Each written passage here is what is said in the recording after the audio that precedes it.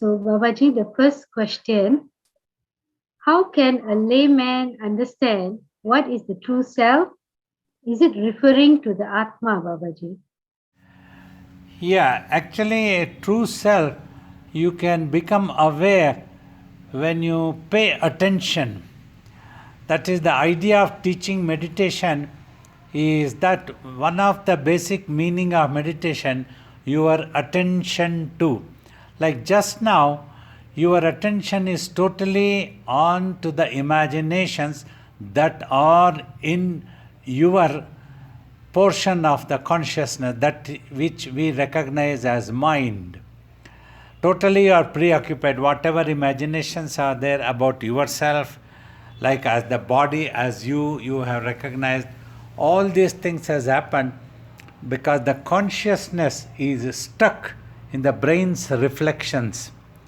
Consciousness, when I mention this terminology, it is for the self only.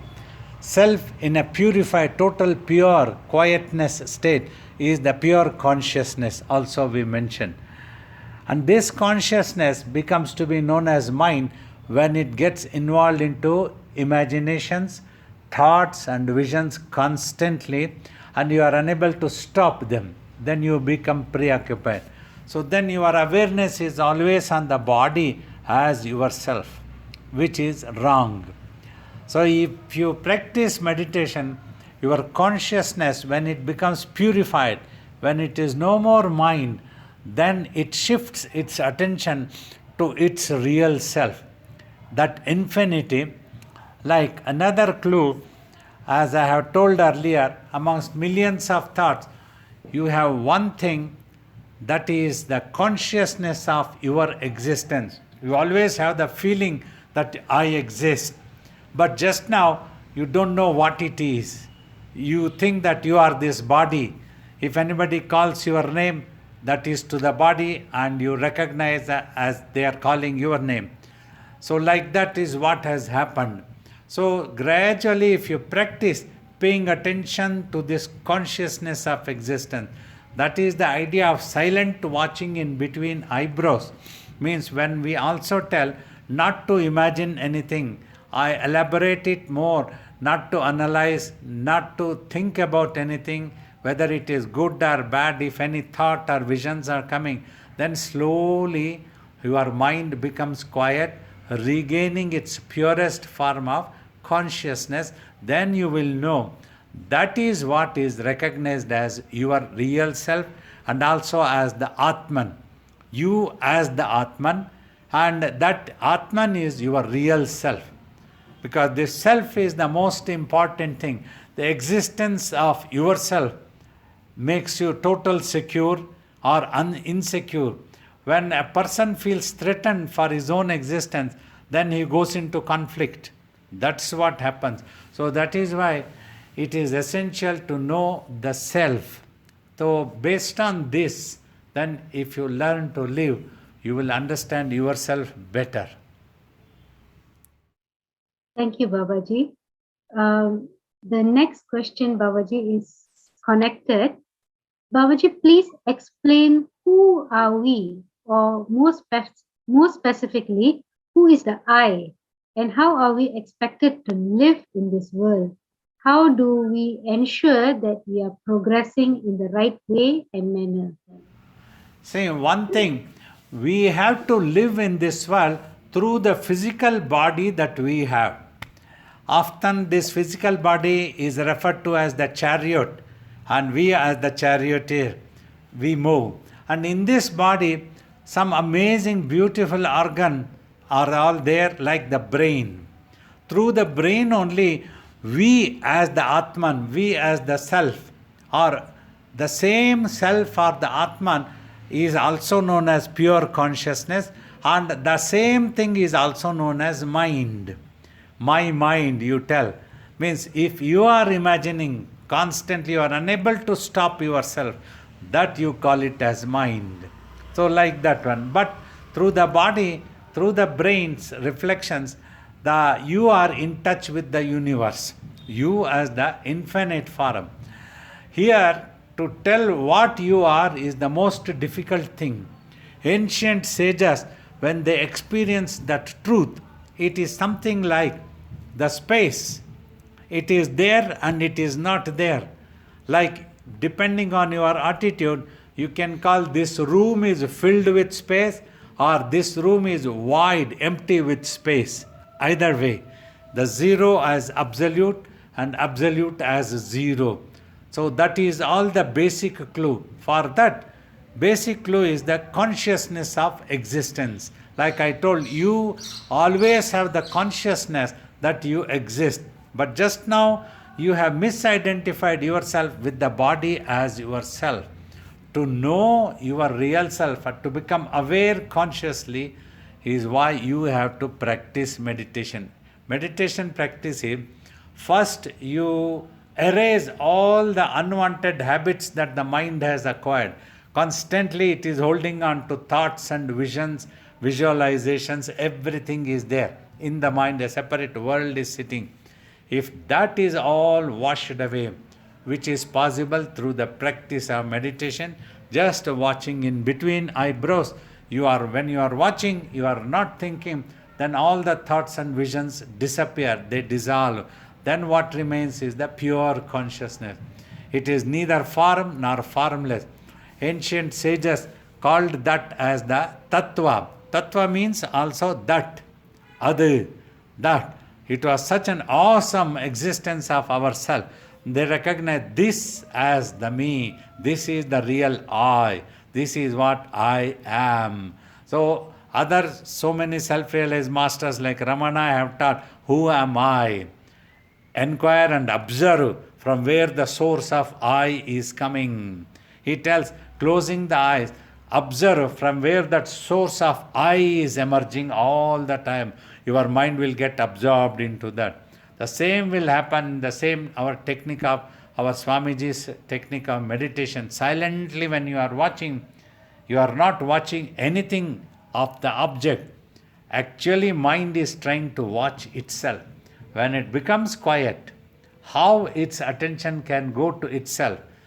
Mind is made up of by consciousness and energy. Both are there. That is what is known as the Shiva Shakti concept, that also the ancient sages said. Shivan means your existence in total thoughtlessness state. Shakti means Adi Parashakti is the first name of Mother Goddess is mentioned. Adi Parashakti. Adi means first. Parashakti, the one which is beyond imaginations, invisible. Shakti, energy, that energetic force. The sages all prayed that energetic force to be like a mother, goddess mother, so that who can unconditionally forgive all the creation and take care of the creation, take them to the right direction. That is why this energy is worshipped as mother, Shivan as the father. Shiva is the Lord Shiva also. Like in our Hinduism, the body, when it is dead, we call it Shavam. Shava means it doesn't do any chesta anymore, it is gone. So, but Shiva appears to inert, but it is fully conscious of its existence. So these are some of the basic points about Atman. These things you have to experience. An individual has to experience. Somebody cannot demonstrate, somebody cannot show, because if we show, we can show only the space. People will be bewildered. It will appear as the void place, just nothing. You have to go introvert. The mind has to go introvert. Then the mind will experience this space as the supreme consciousness. This is not just a void place. In deeper samadhi, a yogi experiences this space as the self, which is supremely conscious of its own existence. It is the creator. Just like our mind can create a separate world of its own, so this supreme and Brahma emerges from this enormous amount of conscious emerges and creates. So that is how these things are all mentioned. To become aware of this, you have to meditate. That is the only blanket remedy.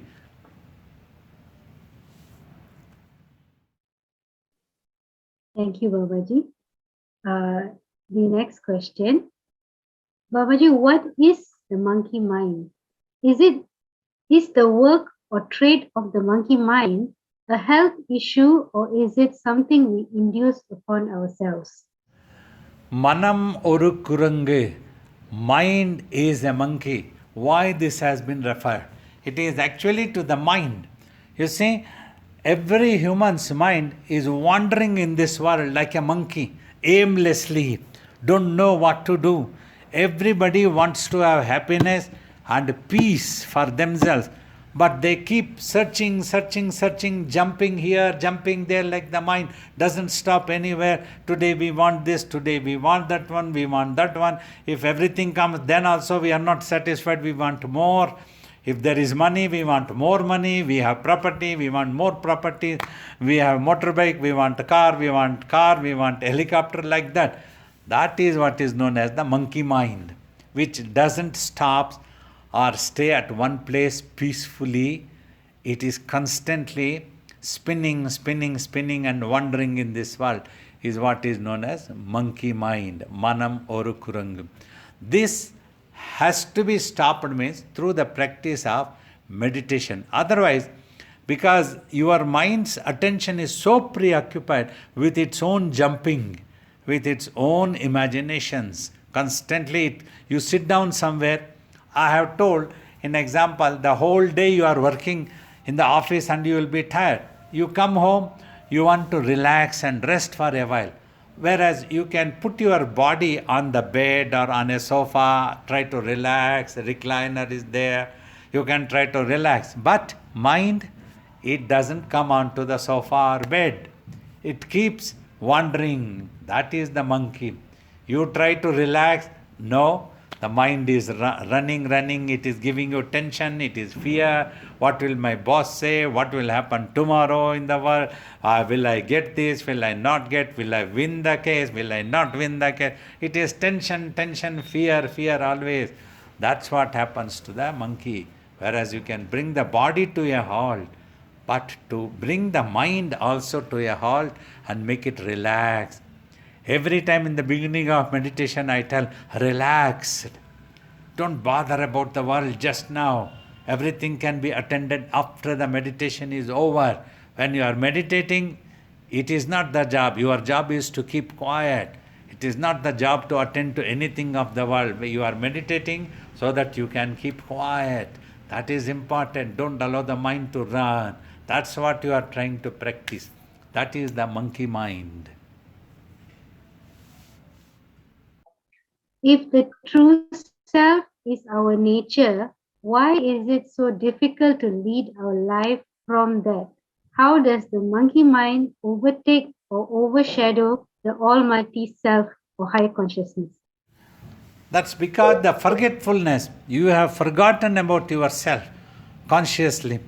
It is just like you go out of your home and you forget to come back to home. Aimlessly you are wandering like a monkey, like a madman. That is what even Saint Adi Shankara talks of the basic definition for sattvic, rajasic and tamasic swabhavas of a human being. Sattvic swabhava, this consciousness means we as the true self, as the Atman, has the ability to be creative, to create, to imagine. When we imagine means we are able to create. That is the sattvic quality. But when we imagine and we start believing whatever we have imagined as the truth, then we become like a little bit arrogant. The mind becomes darpam, like a Raja. Raja says, I am telling this, it has to happen. Why is this blue in color? I am telling that so it is blue in color. Why is this man bad? I am telling, I am the king. That is the darpam, rajasic swabhava. So you decide in your mind whatever you imagine as the truth. Then a friend appears as a foe appears as a friend. This is the rajasic. Now tamasic, long way, life after life, birth after birth, you are taken and visualizing, the monkey mind spinning, has come so long distance in illusion from the real self, and thus you have forgotten what you are yourself, that you have to remain in that self. Abide in that self is necessary for you to have the peace, for you to understand about yourself better, for you to understand the situation, surroundings, how to deal with the surroundings, how to sort out your problems. For all this, you need to have yourself under your control, restrain yourself. If that is not possible, you have forgotten, just like you have gone out of home and you have forgotten to return to home. So you create somewhat a little bit ugly situation for yourself. That is how you are wandering in this world like a monkey. Everybody has created such an ugly situation that we have forgotten our real self. Everybody wanting peace and happiness, they are running here. Is there any peace? Henge nimmadi, henge enakkoridam vendum. So like that everybody is going around. But no peace comes in a shop, in a shopping mall. You can buy things. You have $1,000. You can buy so many things, but nobody gives you peace. You give him I will give you $1,000. Can you give me some peace? He will laugh, any shopkeeper. That is why the spiritual practices of japam, bhakti, devotional songs, havan, agnihotras, and then meditation is all taught so that you can regain consciousness of yourself, you can control yourself, you can stop yourself. Means, you see, the ability to be creative, your mind, it is meant when you need to think, you should be able to think. When you don't need to think, you should be able to keep quiet. Just like you have a car. When you need to drive, you can drive around the town. When you don't need, you should be able to stop it in the garage. Otherwise, you will be in trouble on the road if you are going, if you are unable to stop the car. You are in trouble and you are disastrous to yourself, dangerous to other people. When you are angry, annoyed, such angry people, for some reason they get annoyed and they try to throw their anger on innocent people. If a husband is angry, husband throws it on wife, wife is angry, wife throws it on husband, and they both throw the anger on the children, even though if it is not their fault, their own fault. That's how it happens. So they become disastrous to themselves, dangerous to others surrounding us.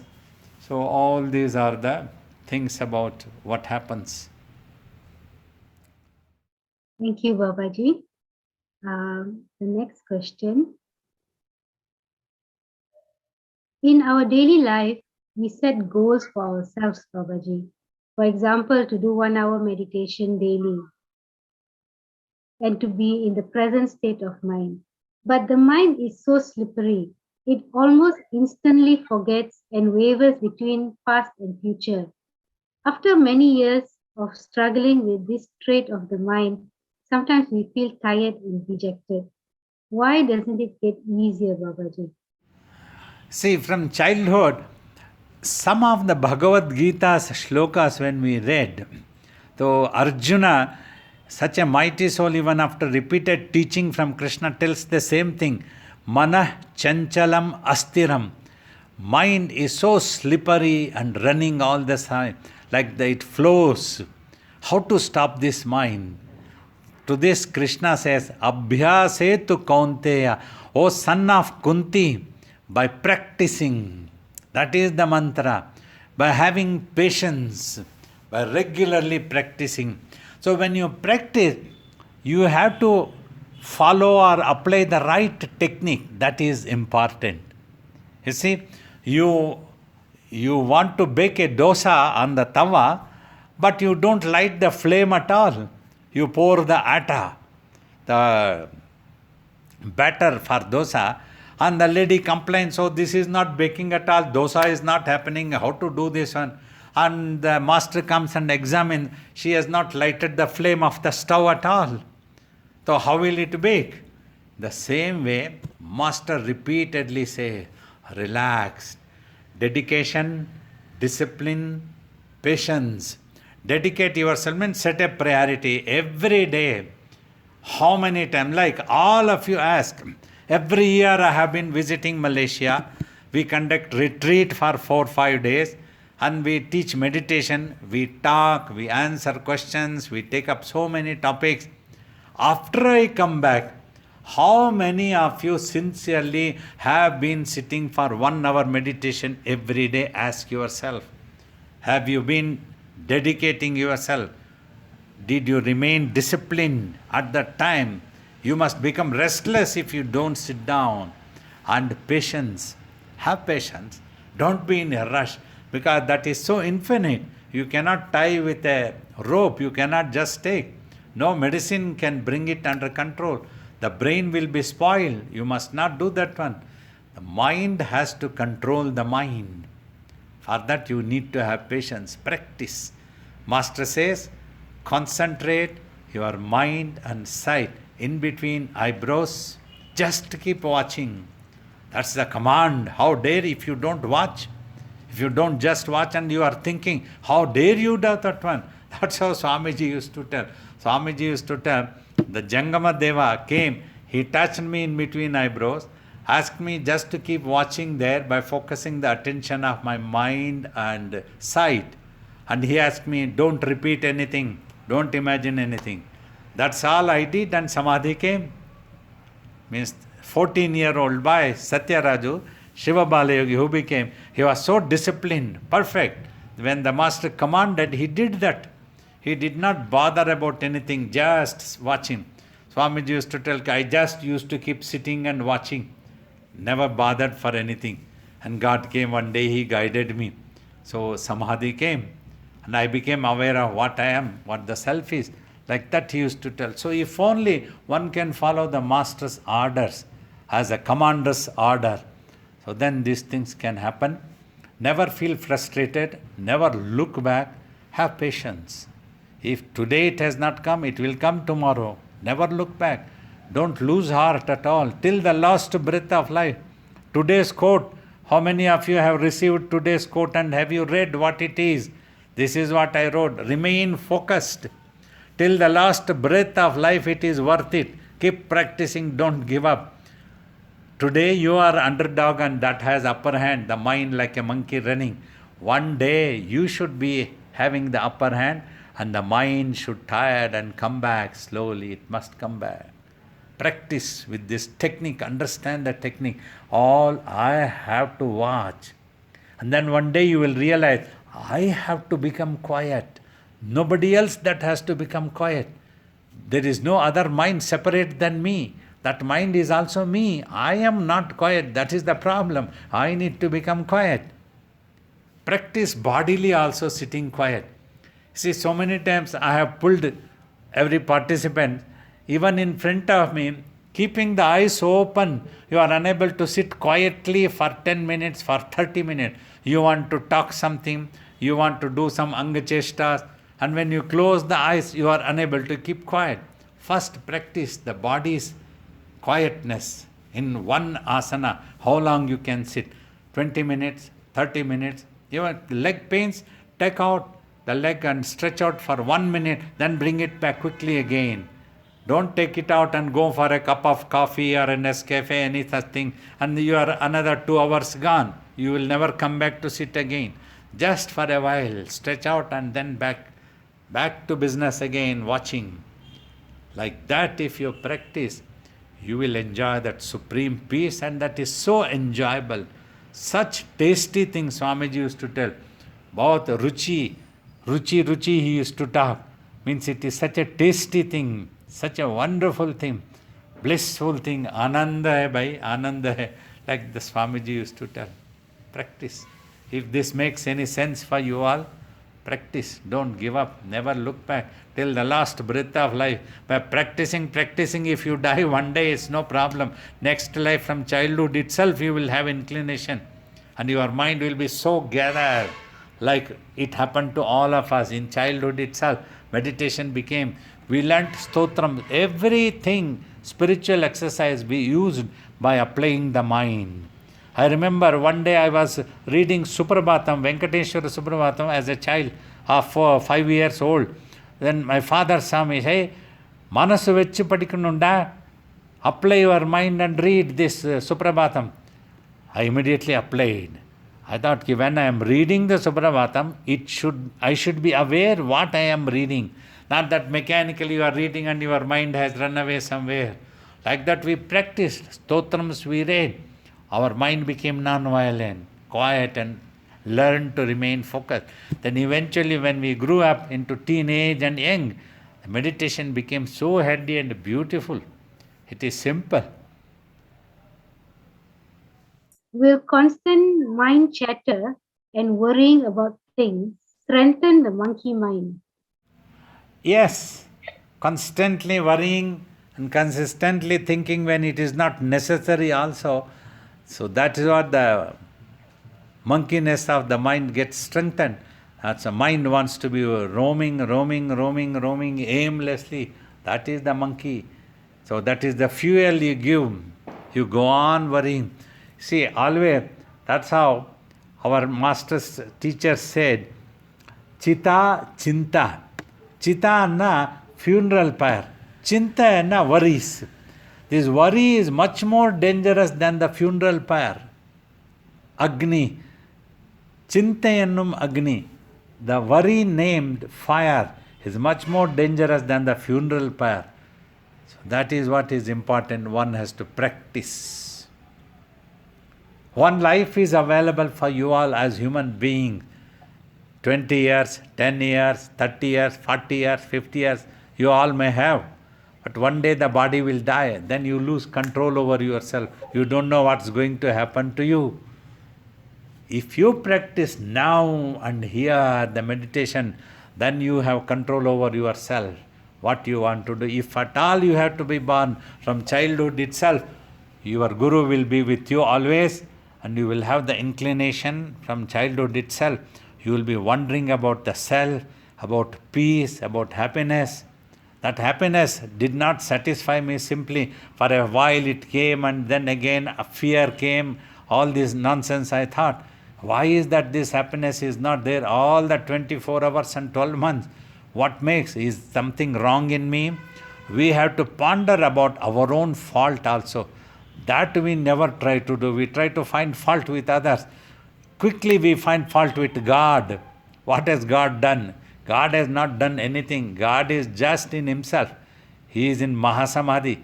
It is we who have become monkeys. We all belonged to God. We all were one with God. But started becoming monkey. We came out.